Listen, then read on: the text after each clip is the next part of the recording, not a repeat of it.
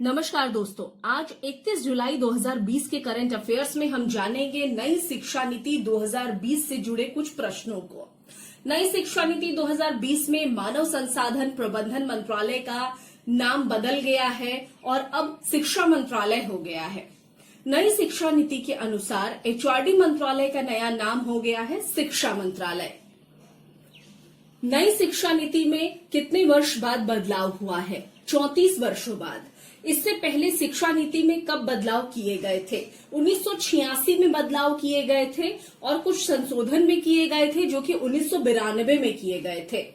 HRD का नाम जब से बदला है उसके बाद से अब नए शिक्षा मंत्री का नाम हो गया है रमेश पोखरियाल निशंक।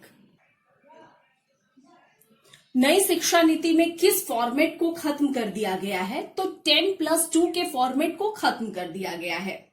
नई शिक्षा नीति में नया फॉर्मेट क्या है? नया फॉर्मेट है 5+3+3+4 का फॉर्मेट के अनुसार जानते हैं कि स्कूल के पहले 5 साल में प्री प्राइमरी होगी, जिसमें 3 साल और कक्षा 1 और 2 सहित फाउंडेशन स्टेज होंगे।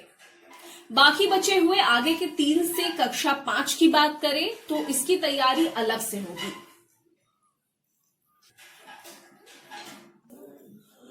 कक्षा 6 से 8 की बात करते हैं तो कक्षा 6 से 8 3 साल मध्य चरण होंगे।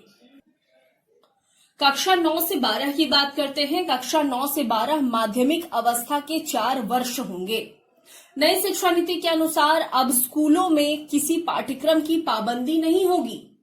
अब स्कूलों में कला, वाणिज्य, विज्ञान किसी भी स्ट्रीम का कठोर पालन जरूरी नहीं होगा। शिक्षा नीति के तहत संस्थानों को अब ओपन डिस्टेंस लर्निंग और ऑनलाइन कार्यक्रम को चलाने का विकल्प भी दिया गया है। अब छात्रों के परफॉर्मेंस की डिजिटल रिकॉर्ड भी रखनी होगी, यानी कि जो छात्र का परफॉर्मेंस होगा उसका डिजिटल रिकॉर्ड भी अब रखा जाएगा। दोस्तों, आपको ये करंट अफेयर्स आज का कैसा लगा ये आप हमें जरूर कमेंट करके बताएं। साथ ही साथ अगर आपने अब तक चैनल को सब्सक्राइब नहीं किया है तो सब्सक्राइब कीजिए, अपने दोस्तों के साथ शेयर कीजिए, कमेंट कीजिए और लाइक कीजिए and press the bell icon. Thank